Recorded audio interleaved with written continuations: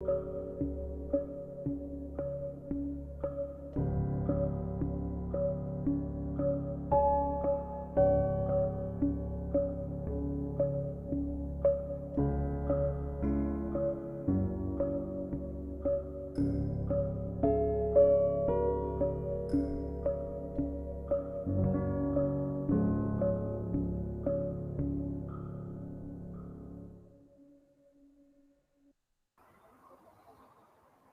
everybody, welcome back to Live at 7:45. Now, just a reminder for those of you who have been tuning in, we are going to have a little shift, and we are going to be moving this back to 6:45 starting Monday. So for those of you who are actually tuning in and checking it out, just a reminder, we are moving to 6:45 starting Monday.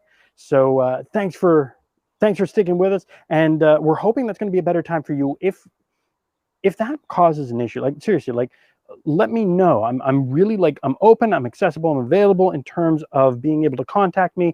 What does 6:45 feel like to you? Like, is it too early? Is it, but I'm trying something a little different in terms of going live at 6:45 next week. Hopefully not kind of digging into family time or whatnot. It's kind of the end of the news. And we're going to try and generally keep this around 15 minutes. Welcome. Now you'll notice that today I'm once again on the waterfront, but I'm a little bit in a different position today. And today we're going to be talking about how to get the best photos out of your smartphone camera. So we're not going to be talking about big digital SLRs. We could, if you guys are interested. Again, hit me up with email, comments, with YouTube, Facebook, any of those, even on Twitch. Let me know in the comments if that's something that would interest you. But today, let's focus on the smartphone and some of the really cool features there, and we're going to show you how to get even better photos. So if any of you have done photo walks with me back when I used to do photo walks, you guys will know a bit of this, but we're going to see. I'm going to see what I can show you that's new. So let's jump in and have some fun with this. So I use an iPhone. I'm definitely an iPhone. I'm definitely all about the iPhone. And I know that some of you are Android users. That's awesome. Go for it. 100%. The tips I'm going to show you today apply to just about anything. So here we go. Let's take a minute. Hey, oh wow, we've got a couple of viewers. It's great. Let's start by talking about composition, because this is by far one of the most important aspects of getting a really, really good photo.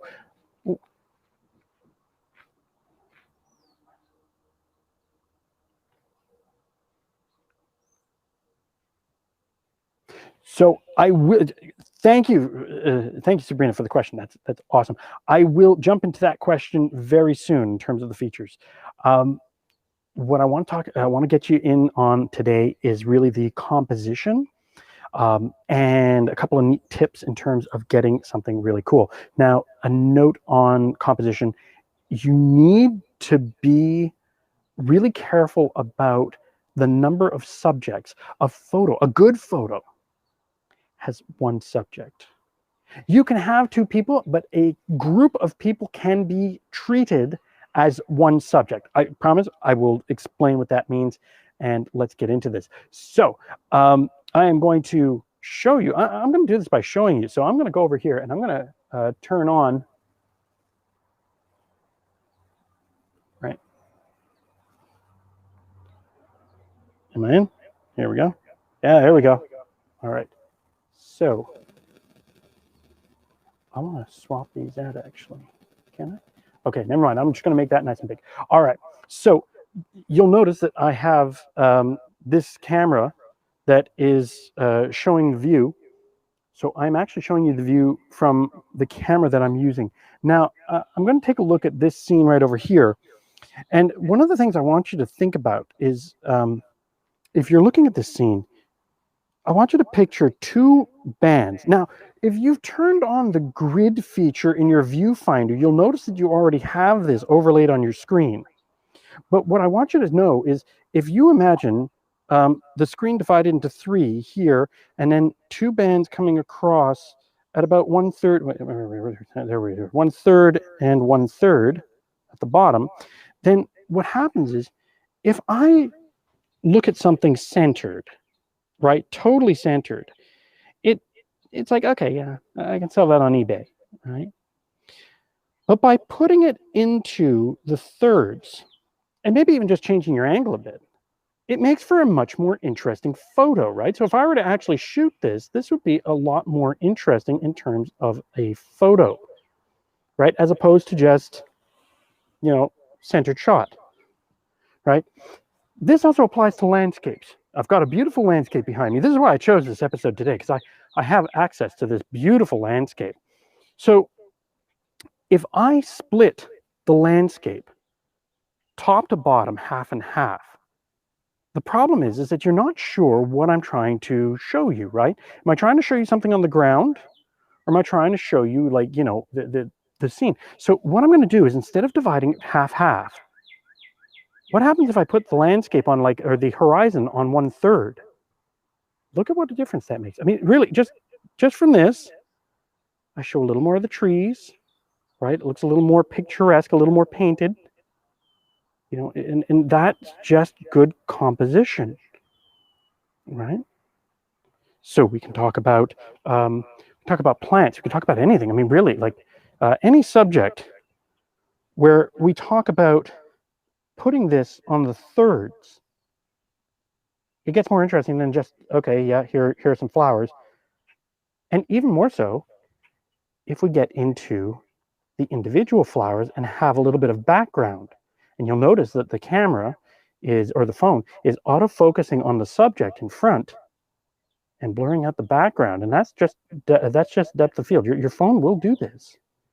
Now, if your phone is having trouble focusing on a subject, you can just tap on the screen.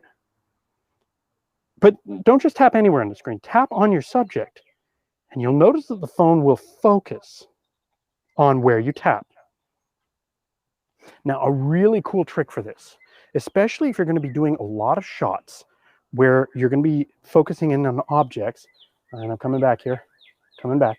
All right, if you're going to be doing a lot of shots where you're focusing on a specific object, usually at about the same distance, you can get these fantastic shots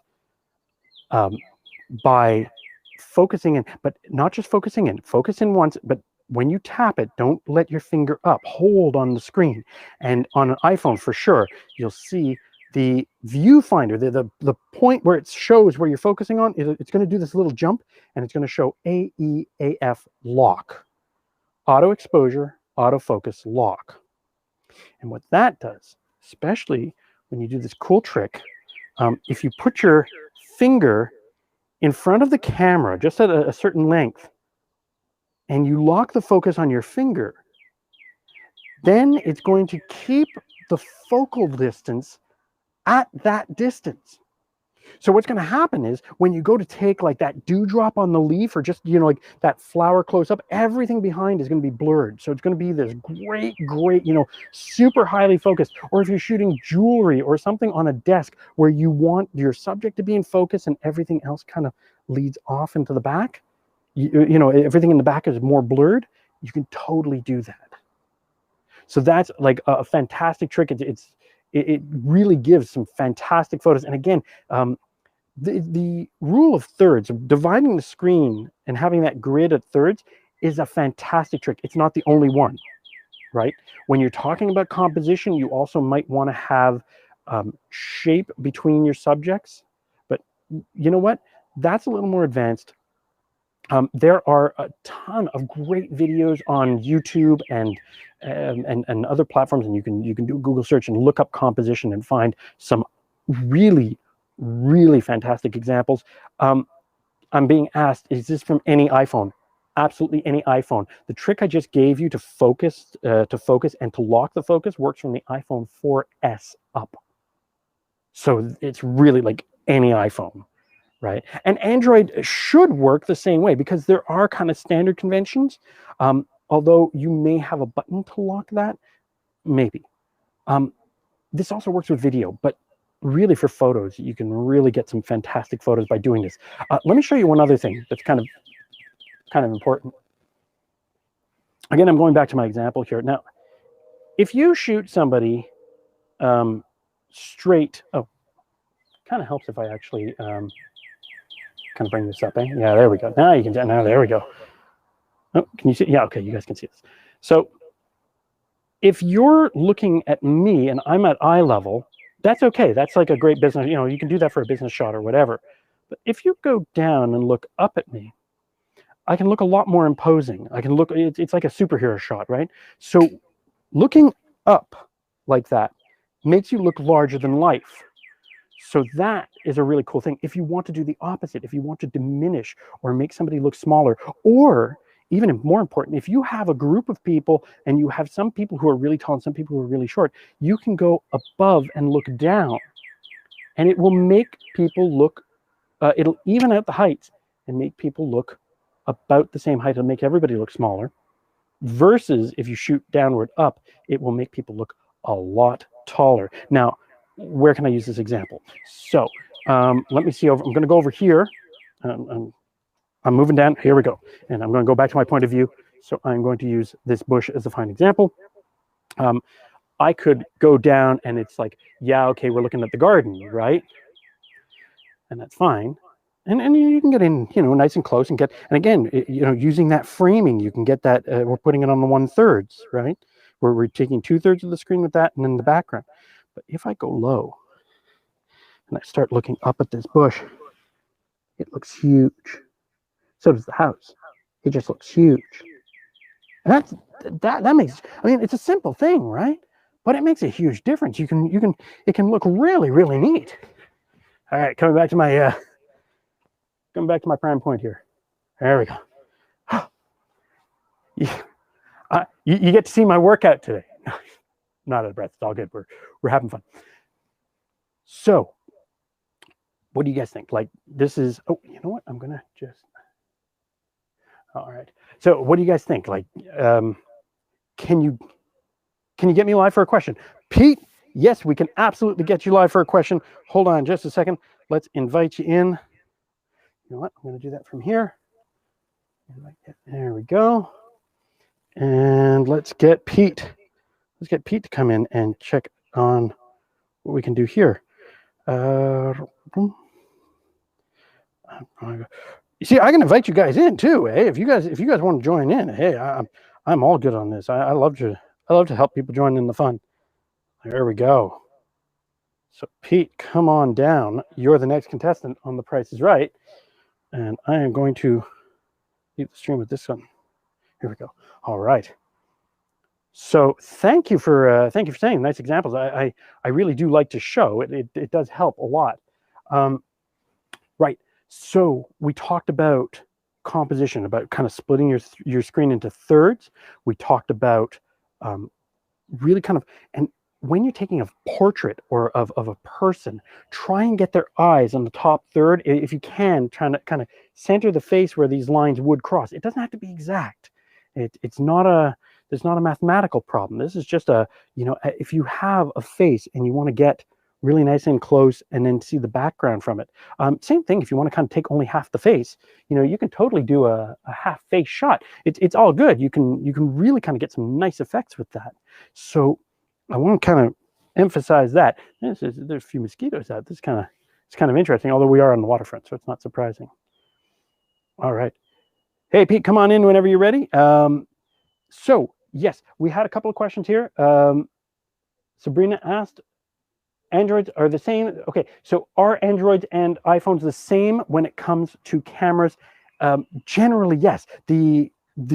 The technology behind them all works the same way. The software may be written a little differently. So, play with your camera. I mean, really, you can't make any mistakes. Oh, okay. I'm curious too about lights and GoPro. Lights. So, all the camera does, I mean, really, what does a camera do? Even if it's an old-fashioned film camera, it converts light, it captures light and sets it against, in this case, a digital film. we used to use celluloid, but digital film. And so now with lights, you can use any kind of light. You know, some people. Oh, I did. I sent you an invite, Pete. You should have it in your chat. Although, you know what? I'll send it to your Facebook Messenger as well, just so you can see. Where? Oh, there you go. Did you come in? Oh, no, my. Hold on. We're coming right back here.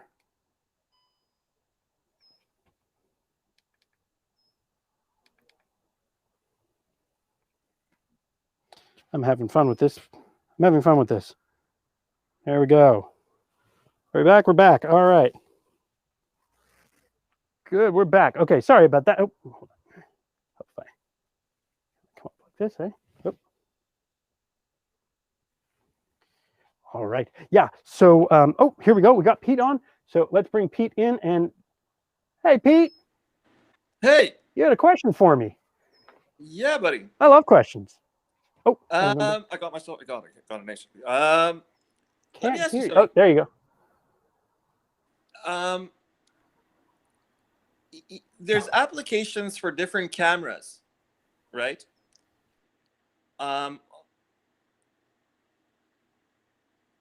You with me?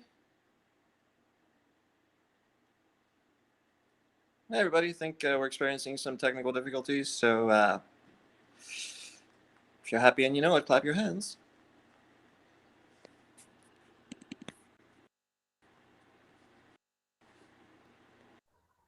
Beg your pardon, Pete?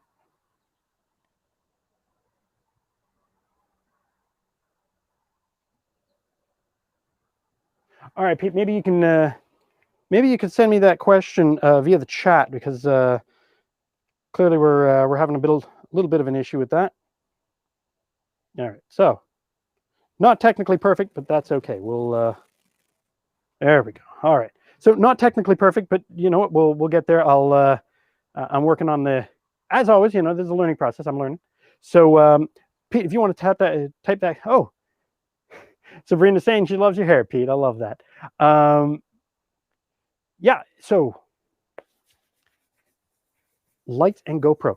GoPro is a fantastic sports camera. It is usually very, very wide angle. It's designed to catch everything. So they are great cameras, and they are really primarily for video, but they can do stills if you want to get into that.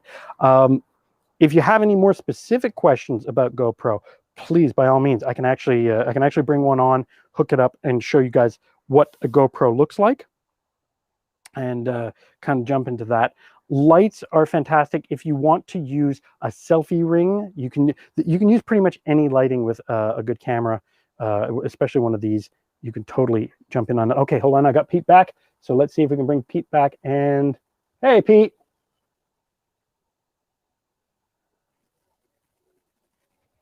Hey, Pete, how you doing? Hey, all right. Why am I not hearing you here? I should be hearing you. All right, Pete. Let's see if I can hear you.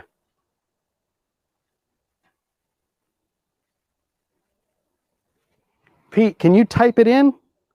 Because I'm having trouble with audio. I don't hear you. I'm not hearing you.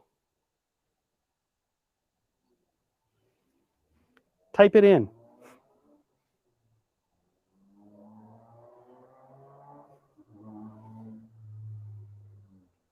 All right. Yeah, well, you know, I'm not hearing his end, so we'll get to that.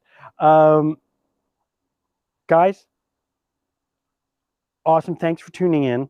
Pete, if you want to type in that question, go ahead. I would love to have you type it in. Can I see it down here? Oh. All right, guys. Thanks for tuning in. Now, tomorrow I want to talk a little more about what do we do once we have the photos? I mean, like, how do we store them? How do we play with them? I want to show a little photo manipulation, because we can do some really, really nice stuff with photos once they're taken. And I'd like to show you a bit of that. And again, if you guys have questions, please shoot them into the comments, email, all of that. I'd love to know more. thanks so much for tuning in.